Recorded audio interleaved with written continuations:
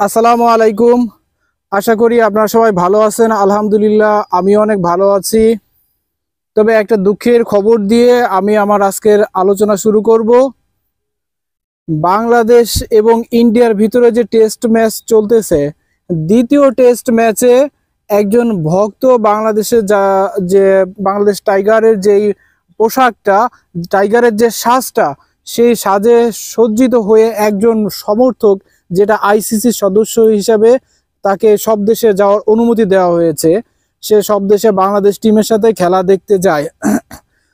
দ্বিতীয় টেস্টে গতকালকে শুক্রবারে দ্বিতীয় টেস্ট ম্যাচ চলতেছে, সেই সময়ে এই রবি গ্যালারিতে ইন্ডিয়ার যে স্টেডিয়ামে খেলা চলতেছে, সেই স্টেডিয়ামে এই রবি আমাদের বাংলাদেশের টাইগার সমর্থক, সেও খেলা দেখতেছে।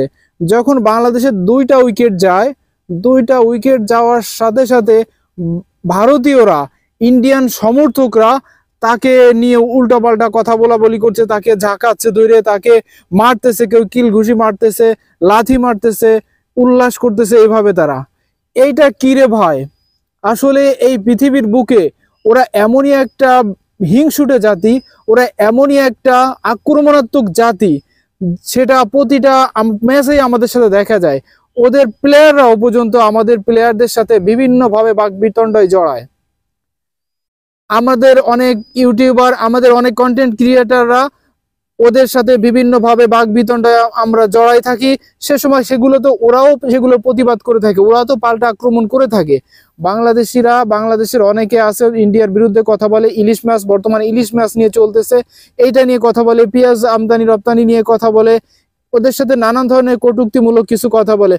তোরাও তো বলিস রে ভাই, তোরাও তো ছাড় দিস না, তোরাও বলিস, আমরাও বলি। কিন্তু এইখানে একটা খেলা চলতেছে, একটা ম্যাচ চলতেছে, একজন দর্শক, তাকে কেন এভাবে মারতে হবে? তোরা তোরা যাই করিস না কেন, সে তো আইসিসির একজন সদস্য, সে আইসিসির একজন অনুমোদন প্রাপ্ত একজন দর্শক। সে ওখানে বারবার বলছে, প্রথম টেস্টেও আমরা দেখছি তাকে নানানভাবে হেনস্থা করা হয়েছে, সে ওইখানে বারবার বলছে, ভাই আমি আইসিসির অনুমোদন প্রাপ্ত একজন, অনুমতি নিয়ে আমি এখানে খেলা দেখতে আসছি, আমি প্রতিটা দেশে যাই, আমি আইসিসির অনুমোদন প্রাপ্ত একজন দর্শক, আমার সাথে তো আপনারা এরকম করতে পারেন না। ওরা ওকে নিয়ে নানান ধরনের হাসি রহস্য, ওকে খোঁচাখুচি, মানে যেটা কি বলে যে একভাবে তাকে নানান ভাবে হয়রানিমূলক কর্মকাণ্ড তারা প্রতিনিয়ত চালায় যায়। ওকে মারছে, এমন ভাবে মারছে, দেখুন ওকে হসপিটালে নিয়ে যেতে হয়েছে। কেন ভাই এগুলো করতে হবে কেন? তোমাদের যদি হ্যাডাম থাকে, তাহলে তোমরা খেলায় মাঠে জিতে সারা দেশবাসীকে, সারা পৃথিবীকে তোমরা দেখিয়ে দাও যে আমরা টাইগারদের সাথে জিতেছি, আমরা টাইগারদের সাথে জিতে আমরা উল্লাস করতেছি। তোমরা মারামারি করবে কেন? তোমরা মারামারি কর, তোমাদের দেশে গেছে, তোমরা বাংলাদেশে এসে পারলে তোমরা মেরে যাও। বাংলাদেশে তোমরা যখন আসো, আমরা তো তোমাদেরকে মারি না, আমরা তোমাদেরকে স্বাগত জানাই, আমরা তোমাদেরকে আপ্যায়ন করি, আমরা তোমাদেরকে আমাদের অতিথি হিসেবে আমরা গ্রহণ করি। কিন্তু দেখুন, এরা এত বড় একটা হিংসুটে জাতি, এত বড় একটা আক্রমণাত্মক জাতি, তাদের দেশে যখন গেছে, এই সময় তো মানুষ কখনো একটা মানুষকে মারতে পারে না, একটা মানুষকে আক্রমণ করতে পারে না। তাদের দেশে গেছে যখন, বাংলাদেশ থেকে ভিসা পাসপোর্ট নিয়েই তো তাদের দেশে বৈধভাবে গেছে, সেখানে তার উপর নানাভাবে নির্যাতন চালিয়ে আসতেছে। প্রথম দিন থেকে শুরু করে, সে গ্যালারিতে ঢুকলেই তার সাথে নানান ধরনের অপমানমূলক কথাবার্তা, বিভিন্ন মানে উস্কানিমূলক আচরণ করা হয়। রবি সেখানে বারবার রিকোয়েস্ট করতেছে, ভাই তোমরা আমার সাথে এরকম করো না, তোমরা আমার সাথে এরকম করতে পারো না। আমি একজন দর্শক হিসেবে আমি আমার দলকে সাপোর্ট করব। একজন দর্শক, তোমরাও তো এটা করতে, তোমরা ইন্ডিয়ার দর্শক, তোমরা ইন্ডিয়ান প্লেয়াররা খেলতেছে, তোমরা তো ইন্ডিয়ার দর্শক। আমরা তো কখনো, তোমরা যখন বাংলাদেশে খেলতে আসে, কখনো আমরা তো বলি না ইন্ডিয়ান পতাকা উড়ানো যাবে না, ইন্ডিয়ান দলের সমর্থন করা যাবে না, এইটা তো আমরা কখনো বলি না। আমরা তোমাদেরকে অতিথি আপ্যায়ন করি।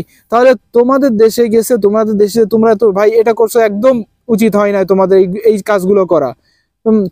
একটা দেশের সমর্থন একটা দেশ করতেই পারে, একটা মানুষ করতেই পারে, তাই বলে কি তাকে মারতে হবে? এটাতে কি প্রমাণ করে? এটাতে প্রমাণ করে তোমরা কতটা আক্রমণাত্মক, তোমরা কতটা হিংসুটে জাতি, তোমরা বর্বর জাতি। তোমরা অতিথিদের এভাবে তোমরা মারধর করো, তোমরা মানুষের মূল্যায়ন করতে জানো না।